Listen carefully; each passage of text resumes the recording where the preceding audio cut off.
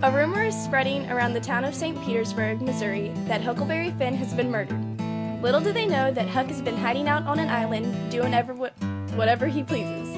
After 4 days of being alone, Huck runs into Jim, a slave. Hey, Jim! Huck's ghost? Please don't hurt me. I've never done no harm to no ghost. I've always liked dead people. No, go back to the river where you don't belong and don't do nothing to me. I'm not dead, Jim, and I'm not afraid of you telling people where I am.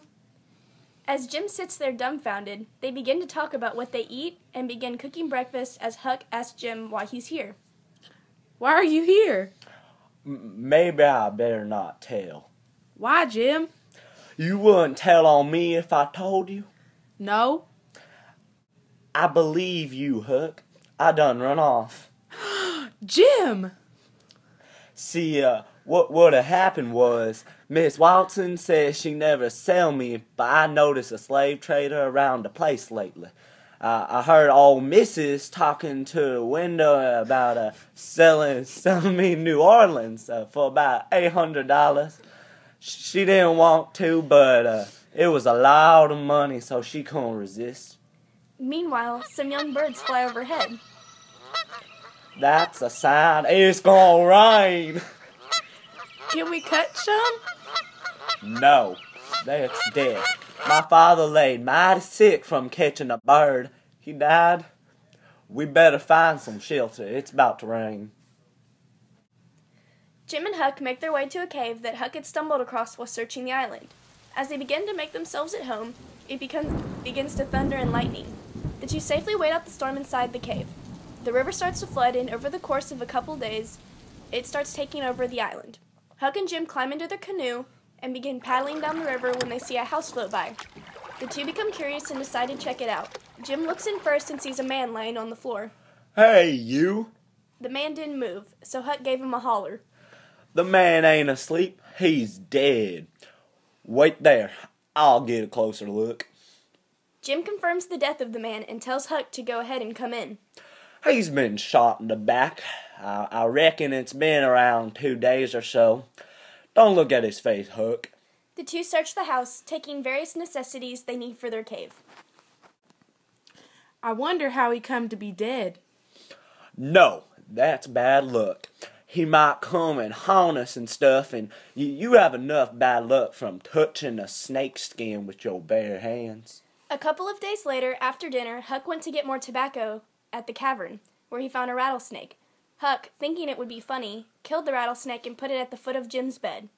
Huck forgot about the snake, and when Jim went to bed, the snake's mate came and bit Jim on the heel, causing his leg to swell up. After a couple of days, when the swelling in Jim's leg went down, Huck decided to go ashore. You should go ashore at night, and you must look sharp. You should put on some old things and dress up like a girl. Good idea. He started towards the Illinois shore and goes to a town he's familiar with. He saw a light burning in a little shack that no one had lived in a while, and Huck became curious.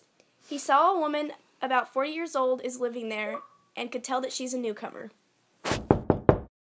Come in and take a seat. What might your name be? Sarah Williams? Where do you live? In this neighborhood? No, ma'am. In Hookerville. I walked all the way and I'm tired. The two begin to chat when they get on the topic of Huck's murder. Who done it? Who killed Huck Finn? We've heard a lot about it in Hookerville, but we don't know who done it. Some thinks it's Pap. Huck's dad done it. No. Is that so? Everyone thought that at first, but before night they changed it around and said it was done by a runaway slave named Jim. The slave ran off very night Huck was killed. There is a reward out for Jim, $300, and there's a reward out for Pap, $200. People want that money. Huck became uneasy when he hears people are suspecting his island as a hiding place. Judith becomes pretty suspicious and asks Huck what his name is again. Say, what did you say your name was? Mary Williams? Honey, I thought you said your name was Sarah Williams when you first came in. Oh, yeah, I did. Sarah Mary Williams. Sarah's my first name. Some calls me Sarah, some calls me Mary. The woman's house was overrun with rats and asked Huck to throw a piece of lead at the first one he saw, almost hitting it. She became even more suspicious and asked him his real name. Come on now, what's your real name? What, ma'am? What's your real name? Is it Bill, Tom, Bob, or what? Please don't poke fun at a poor girl like me. If I'm in the way here, I'll just... Oh, no, you won't. Sit down and stay where you are. I ain't gonna hurt you, and I ain't gonna tell on you either. You just tell me your secret and trust me. I'll keep it, and what's more, I'll help you. Huck thought it wouldn't be of any use to pretend any longer and decided to tell the woman everything, but that she must not go back on her word. Well, my father and mother are dead, and the law bound me to a mean old farmer that treated me so bad I couldn't stand it any longer. The farmer went out of town for a couple of days, so I took my chance, stole some clothes of his daughter's, and cleared out. I traveled nights and hid during the day. I'm trying to find my Uncle Abner Moore in this town of Goshen. Goshen? This ain't Goshen. This is St. Petersburg. What's your real name, then? George Peters, ma'am. Get on your way, then, to find your uncle. And if you get into trouble, my name is Judas Loftus.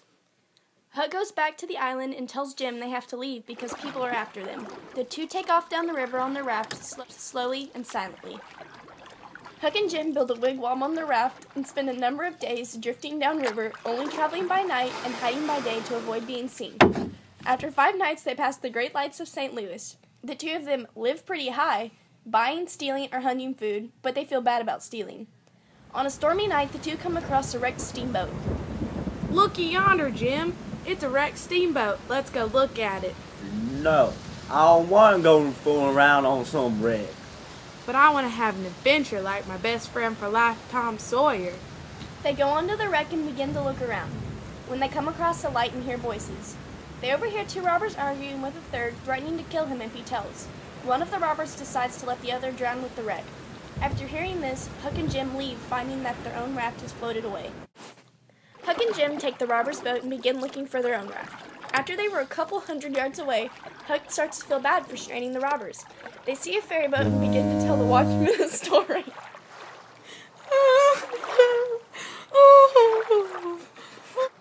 What's up? Why are you crying? Pap, Mom, and Sis. What's the matter with them? They're in an awful heap of trouble if you take your ferry boat up there. Up where? Where are they? On the wreck. What wreck? You mean the Walter Scott? Yes. Gee willikers, we must help them. They start sailing towards the wreck. Huck felt good about helping the scallions and deadbeats. As they approach the wreckage, they see the wreckage drifting downstream. They also observe that the robbers did not survive.